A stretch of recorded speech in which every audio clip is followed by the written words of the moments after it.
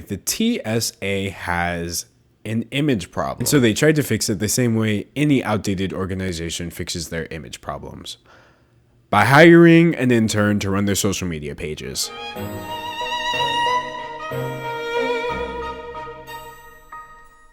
Hi, and welcome back to me talking about whatever I want. Today I want to talk about the TSA and how they're basically trash. Yeah, that's the thesis of this video. The TSA is trash. But first, of course, I want to do a comment shout out for my last video. This comment actually goes out to Julia May Hewley, who says, "Your channel is growing so fast. I subscribed a couple of weeks ago when you had 60k subscribers.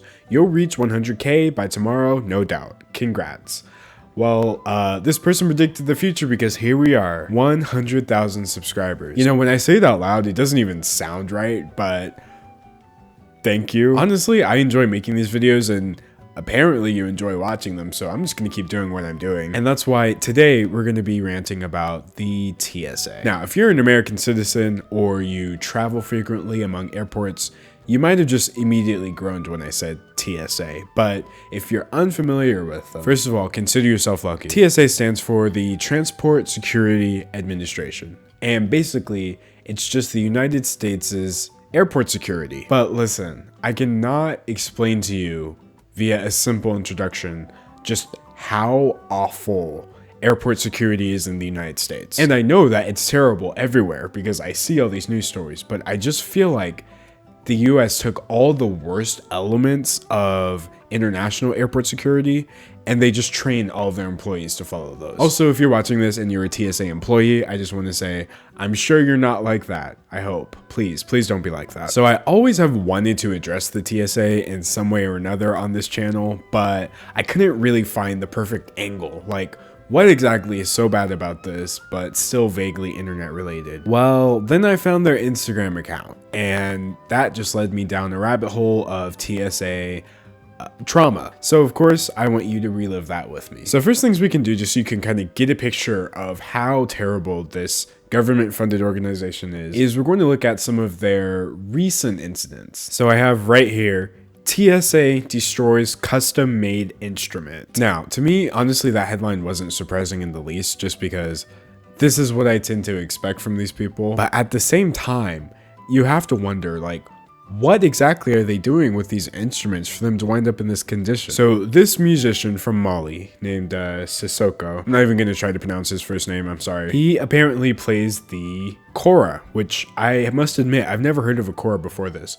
But here's a picture of him playing the kora at a concert in Paris. As you can see, it's huge and the bottom's decked out with stars, and from what I understand, it's a cultural instrument. Well, he made the mistake of trusting it with the TSA. But here's the thing, he didn't realize that they destroyed it because it was in its case. But he gets home and opens it up and it's this. As you can see, the tall part is completely disconnected from the body. Honestly, I don't even play musical instruments, but this just hurts my soul. On top of that, you can see that all the strings are disconnected and just tangled. It literally looks like somebody snapped his instrument in half. Now, the weird thing about this is that the TSA denied that this happened. Their official statement was, "It's most unfortunate that Mr. Sissoko's instrument was damaged in transport. However, after a thorough review of the claim, it was determined that TSA did not open the instrument case because it did not trigger an alarm when it was screened for possible explosives." So like he just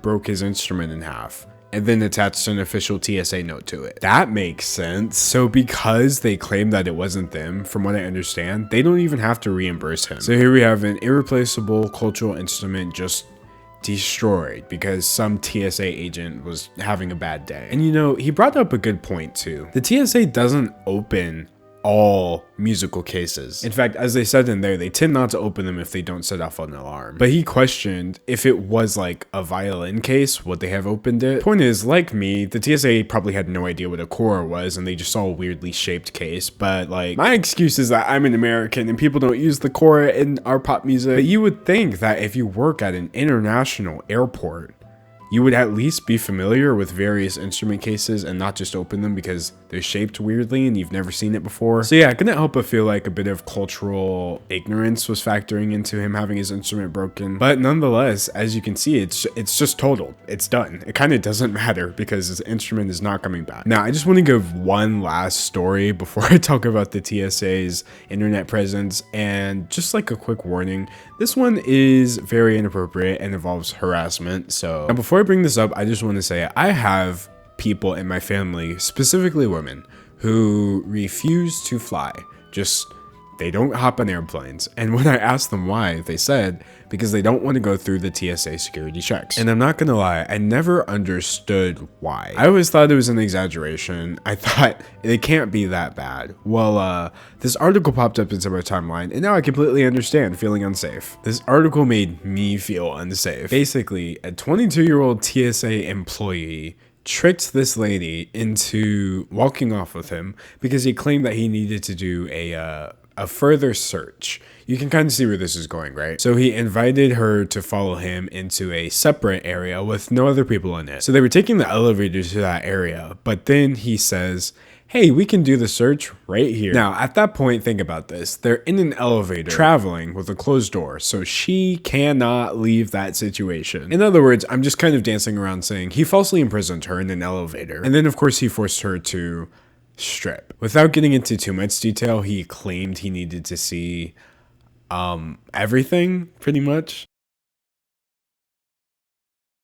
When 22-year-old TSA agent Jonathan Lamelli used fraud or deceit to falsely imprison the traveler. He reportedly first asked the woman to look inside her bra to make sure she wasn't hiding anything, then told her to hold her pants far enough from her waist so he could look inside. Lamelli reportedly asked the woman to, quote, show me your full breasts, and look down her pants a second time before telling her she was free to go. And so obviously she showed him everything, because when you're trapped in an elevator with a scary person and you have no way of escaping, I think prioritizing your safety at that point is very understandable. So that's horrifying. Now, obviously this isn't the TSA's fault, kind of, because while he did work for them, clearly nobody instructed him to do that. But at the same time, he still worked for them. So they quite understandably denounced him, saying his behavior was unacceptable and an affront to the hardworking and committed members of our workforce. So I bring this all up to say the TSA has an image problem. And so they tried to fix it the same way any outdated organization fixes their image problems. By hiring an intern to run their social media pages. Behold, at TSA on Instagram. Welcome to the official Instagram profile of the Transportation Security Administration. So this account has 1 million followers, but based off of how few likes they're getting, I'm just gonna go out on a limb and say 500,000 of those were purchased. I actually have posts with more likes than some of these, and I don't even have 20,000 followers yet. But anyway, let's pretend the TSA just has 1 million stans, because we stand the TSA. Don't let the Instagram bio fool you. They are not posting travel tips and guidance, prohibited items, and canines. They are shaming people who got caught in TSA security checks by posting their prohibited items online. Okay, I guess in a way that is posting prohibited items, which they did say they were doing, but nobody would assume that this is what they meant. So if it's not bad enough that this is some weird public shaming blog for all intents and purposes, they have somebody write these really cringy Instagram captions just full of puns. So like, apparently someone got caught trying to carry a ninja star with them, which, you know, maybe the TSA has a point. Now listen to this caption. We hate to burst your bubble, but Ninja really think this was gonna fly? This passenger wasn't thinking when packing for his trip. I'm sorry you had to hear that. So someone brought a slingshot apparently, which are not allowed on planes, which I didn't know, but does make sense. And they said, ay caramba, don't get all Bart out of shape about forgetting your crusty old slingshot in your carry-on. It's just not worth having a cow over, man. Get it? Cause like Bart has a slingshot and he talks like that, and pop culture reference. It's literally just so cringy. Also, I will point out this post has 5,600 likes, but they have 1 million followers. Someone apparently tried to carry a knife, bullets, and explosive. Wait, what? Someone tried to carry C4 onto an airplane. Anyway, this happened around Thanksgiving, and so the TSA says, with Thanksgiving a week away, allow us to provide you with some helpful travel tips. First, don't be a turkey and arrive at least 2 hours prior. Second, don't arrive with an empty magazine, knife, and C4. Our officers may suspect foul play. National Stuffing Day got a new meaning when our officers discovered these items stuffed in the passengers. They're not even trying. So I think you get the point, right? There's like this weird item shaming subculture going on the TSA, and initially I started this video off to criticize them for that, but I'm kind of living for it. But then every time I appreciate the post, I see the caption and my will to continue this video just dies. So I guess this weapon apparently looks like cheese, and it says, "You Gouda brie kidding us." What do cheese and guns have in common? Nothing except some cheesehead forgetting his loaded weapon in his bag. I can't do this anymore. I have encountered many a cringy social media presence from a faceless, soulless entity, but this has got to be taking the cake, because as much as I want to make fun of this, I can feel somebody putting their whole heart and soul into these puns. So that's the prohibited items they post. As for the travel tips and guidance, they just don't post that. Like, I'm not sure why that's in their bio. There's no travel tips and guidance on their entire Instagram feed. So if you came there for help, I guess you're going to wind up violating the rules and getting your stuff taken and memed about by the TSA. Honestly, imagine just trying to mind your own business, but getting your stuff confiscated and becoming a TSA meme. I would never live that down. So then the only other thing they post on their profile are their dogs. But of course, they can't just leave these precious dogs alone. They have to accompany them with these god-awful puns. What time does your shift start? Around 10-ish. 10-ish. 10. It's almost like they know that their puns are a point of contention among the general American public. Because this post right here says, "You can't Skella run from our Skella puns, so let's get this party started and give them pumpkin to talk about." You know what? Right now, America is in a very divided place for reasons that I will not be getting into. But you know what I think can unite all of us? Give me a political candidate who will stop whoever's at the TSA from just going ham with these puns. I will literally vote for you solely off of that one specific platform. Now, from their Instagram, I also had the great misfortune of discovering that they have a TikTok account. And you know, the thing is, as an American citizen, as a tax-paying American citizen, that tax money that they're taking from every single paycheck Google gives me is funding the TSA's TikTok. When I think about that, it makes me want to avoid my taxes and get arrested. But I don't think I'd be able to make these videos from jail. Actually, what if I could? Jail vlog. That's not funny. That's not funny at all. Some people are actually in jail. But then again, they're not watching this.